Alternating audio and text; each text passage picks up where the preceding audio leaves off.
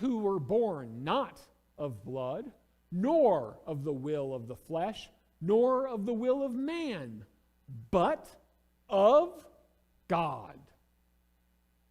But of God. This entire process of becoming, of receiving, of believing, this entire thing, including Jesus' arrival and his rejection, is an expression of the will of God. The will of God. It is not by works.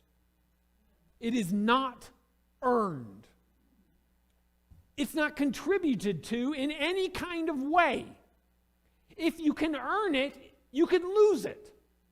If you can work for it, it can be taken from you. We don't contribute to this process at all. The gift is offered, we simply receive it. Our transformation is a thing of God. The offer is a thing of God. The ability to respond is a thing of God. It's all a God thing. And yet we want to contribute to it. Because there's no such thing as a free lunch. And so we think if we can contribute to it a little bit, it'll have more value. That's a lie from the false light. There is no working. There is no earning. There is no doing better. It is a gift. You simply receive it. I can't tell you how many times I've been trying to talk to somebody about Jesus, and they constantly go back to, I'm a good person. And you have to say, no, you're not. Because we are all sinners, evildoers, bathing in wickedness. Our greatest goodness is as filthy rags. Our entire life, all of our good deeds, the best of us is still a porta potty, still an outhouse, still a sewer lagoon. If we have to contribute to it, we fail. And we fail, and we fail, and we fail. This is only possible because of God's intervention. It's not about you being good, and it's not about you doing more. It's about you receiving what has already been done for you. And that's hard for us to get over because we want to contribute to it. That the passivity of it offends us. And that's because of our industrial nature, right? We're hard workers. What does by God's will even mean? By God's will mean it's His plan. The goals, the step, the agenda. By God's will means it's His method. Oftentimes, God's will be revealed to you and I. He will lay down His plan, and we will come up with the steps. And then it falls apart. And then we decide it's about time we pray. By God's will is about His plan, His methods. And this one really bothers me. Here's the sore part of my heart, my friends. By God's will also means His timing.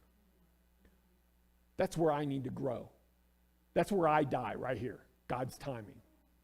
Because it seems like, I know it's a safe place. I can be vulnerable. You guys will love me anyway.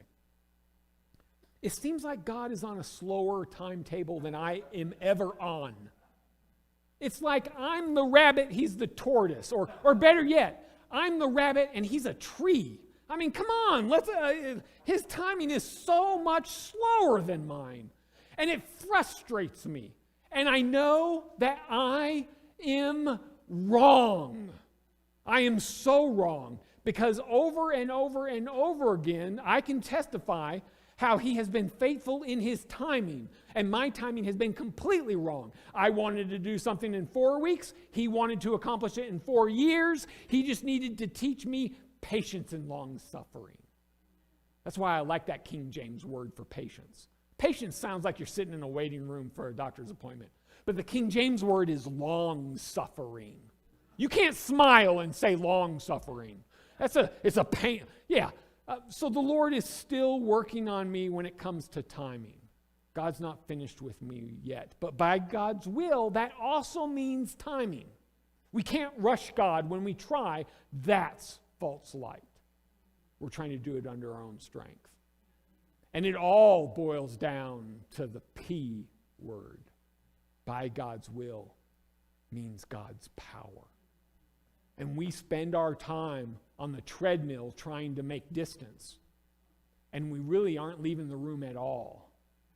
And when we surrender to God's power, that's when it moves. I can spend 4 years trying to get it accomplished, but when it all comes down to God's timing, God's power steps in and it happens. This applies to almost every decision we make in life by God's will, His plan, His method, His timing, and His power. And when we get frustrated is when we're trying to intervene instead of stay out of the way, my friends. But it's also true about salvation. I was transformed from a sinner to a saint not because of anything I accomplished, but by God's will. It was His plan, it was His method, it was His timing, and it was His power. And that's why we pray for the lost. That's why we pray for opportunities to share, because when God opens up a providential conversation, then we can step forward, and we can step forward with boldness because it doesn't rely on us. The whole thing is about God.